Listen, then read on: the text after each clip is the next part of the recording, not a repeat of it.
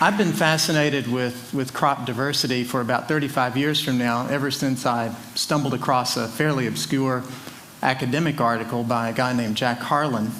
And he described the diversity within crops, all the different kinds of wheat and rice and such, as a genetic resource. And he said, this genetic resource, and I'll never forget the words, stands between us and catastrophic starvation on a scale we cannot imagine. I figured he was either really onto something or he was one of these academic nutcases. So I looked a little further, and what I figured out was that he wasn't a nutcase. He was the most respected scientist in the field.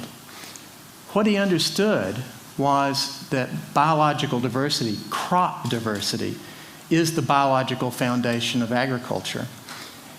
It's the raw material, the stuff of evolution in our agricultural crops, not a trivial matter. And he also understood that that foundation was crumbling, literally crumbling. That indeed a mass extinction was underway in our fields, in our agricultural system. And that this mass extinction was taking place with very few people noticing and even fewer caring. Now, I know that many of you don't stop to think about diversity in agricultural systems, and let's face it, that's logical. You don't see it in the newspaper every day, and when you go into the supermarket, you certainly don't see a lot of choices there. You see apples that are red, yellow, and green, and that's about it.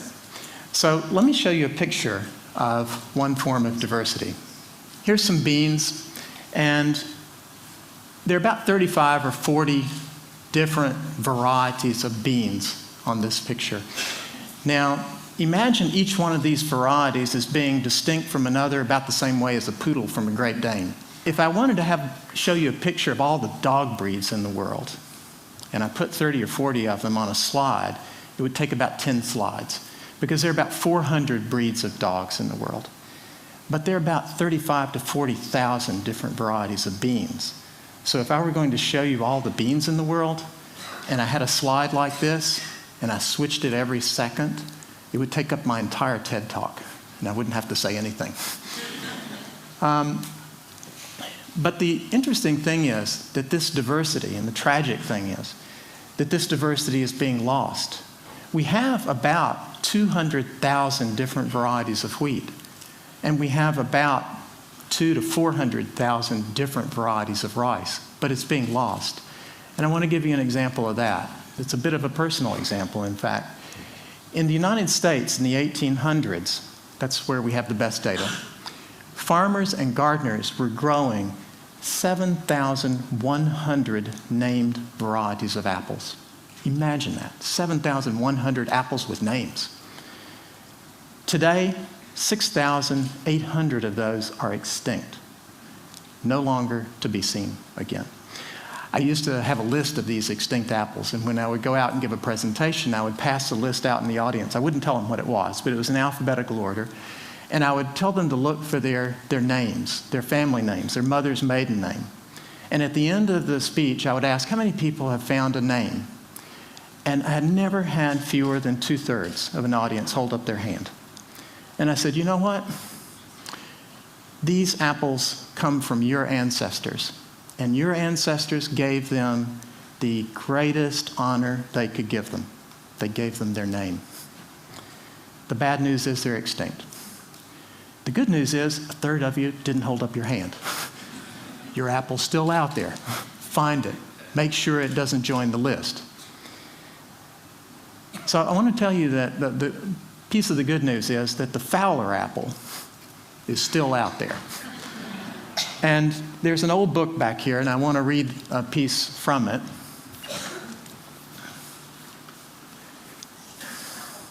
This book was published in 1904. It's called The Apples of New York, and this is the second volume. You see, we used to have a lot of apples. And the Fowler apple is described in here. I hope this doesn't surprise you. Yeah, as a beautiful fruit.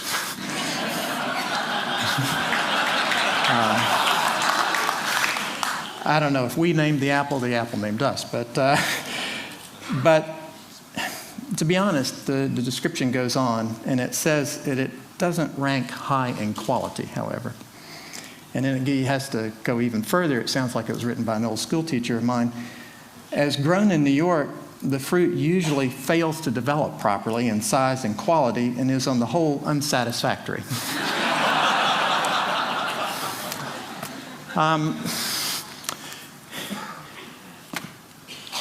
And I guess there's a lesson to be learned here, and the lesson is, so why save it? I get this question all the time. Why don't we just save the best one? And there are a couple of answers to that question. One thing is that there is no such thing as a best one. Today's best variety is tomorrow's lunch for an insect or a pest or disease. The other thing is that maybe that Fowler apple, or maybe a variety of wheat that's not economical right now, has disease or pest resistance or some quality that we're going to need for climate change that the others don't. So it's not necessary, thank God, that the Fowler apple is the best apple in the world. It's just necessary or interesting that it might have one good, unique trait. And for that reason, we ought to be saving it. Why? As a raw material, as a trait that we can use in the future. Think of diversity as giving us options.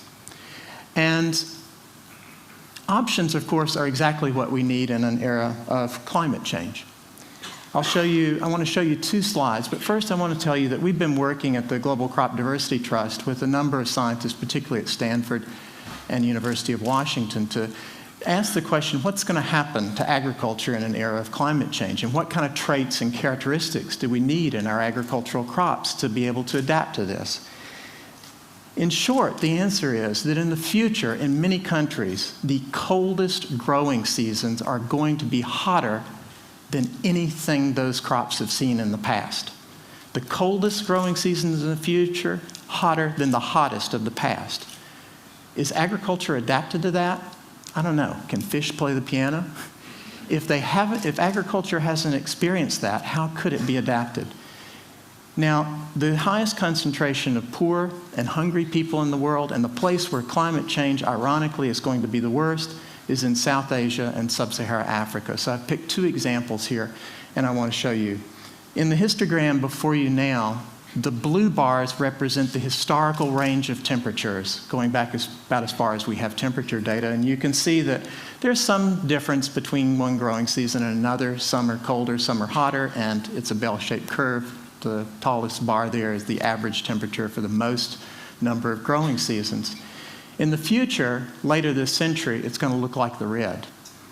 Totally out of bounds. The agricultural system, and more importantly, the crops in the field in India have never experienced this before. Here's South Africa, the same story. But the most interesting thing about South Africa is we don't have to wait for 2070 for there to be trouble.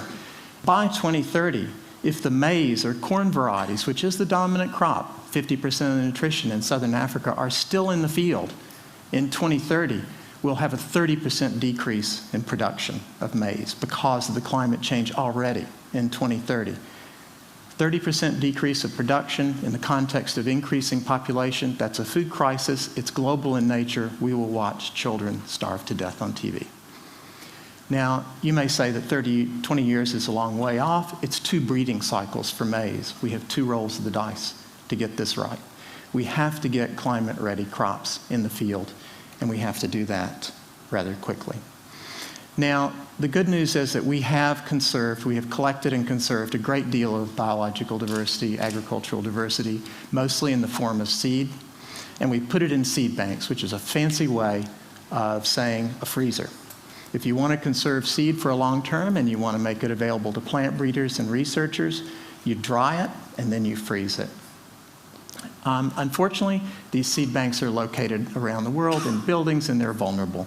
And disasters have happened. In recent years, we lost the gene bank, the seed bank in Iraq and Afghanistan. You can guess why.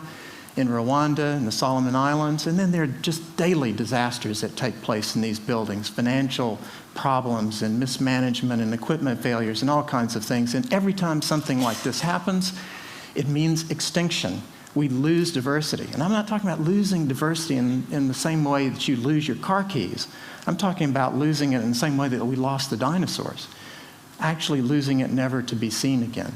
So a number of us got together and decided that, enough is enough, and we need to do something about that, and we need to have a facility that can really offer protection for our biological diversity of maybe not the most charismatic diversity. You don't look in the eyes of a carrot seed quite in the way that you do a panda bear, but it's very important diversity. So we needed a really safe place, and we went quite far north to find it. To Svalbard, in fact. This is above mainland Norway. You can see Greenland there. That's at 78 degrees north. It's as far as you can fly on a regularly scheduled airplane. It's a remarkably beautiful landscape. I can't even begin to describe it to you. It's otherworldly, beautiful. We worked with the Norwegian government and with the Norgen, the Norwegian Genetic Resources Program, to design this facility. What you see is an artist's conception of this facility, which is built in a mountain in Svalbard. The idea of Svalbard was that it's cold, so we get natural freezing temperatures, but it's remote. It's remote and accessible, so it's safe, and we don't depend on mechanical refrigeration. This is more than just an artist's dream. It's now a reality.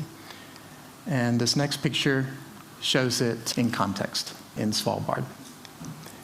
And here's the front door of this facility.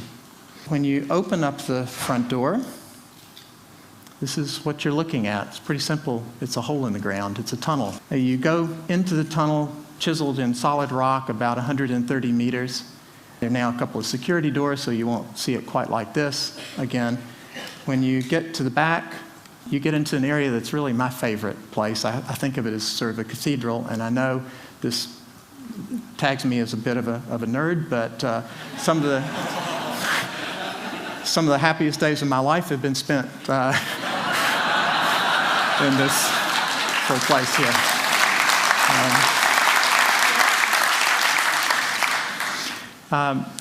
If you were to walk into one of these rooms, you would see this. It's not very exciting, but if you know what's there, it's pretty emotional. We have now about 425,000 samples of unique crop varieties. There's 70,000 samples of different varieties of rice in this facility right now. About a year from now, we'll have over 500,000 samples.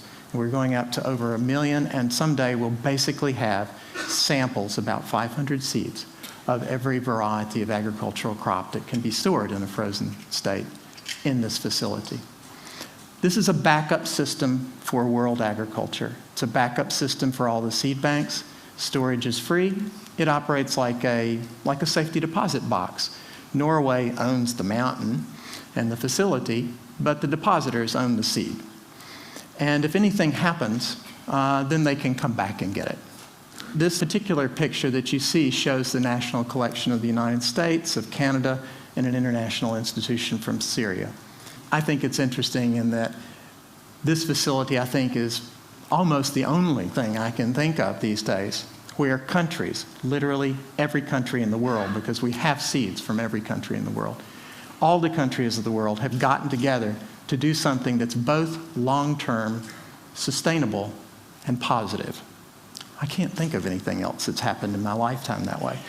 I can't look you in the eyes and tell you that I have a solution for climate change, for the water crisis. Agriculture takes 70% of fresh water supplies on Earth.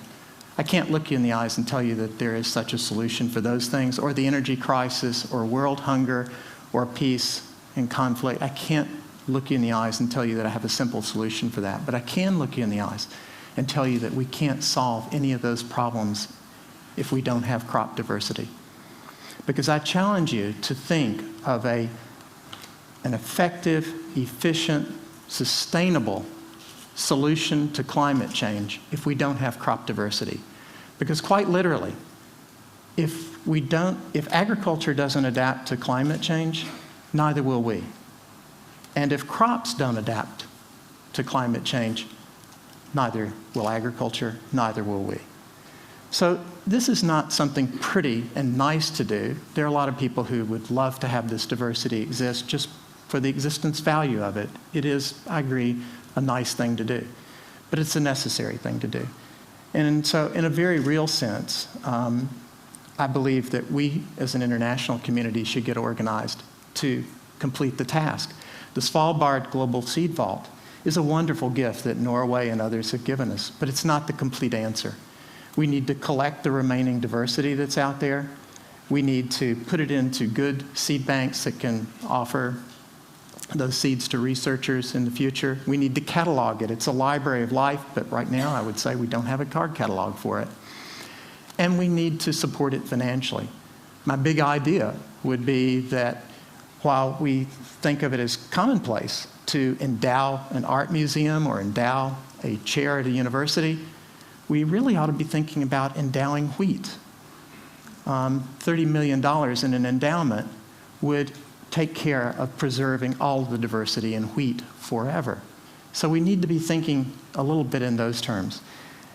And my final thought is that we, of course, by conserving wheat, rice, potatoes, and the other crops, we may quite simply end up saving ourselves. Thank you.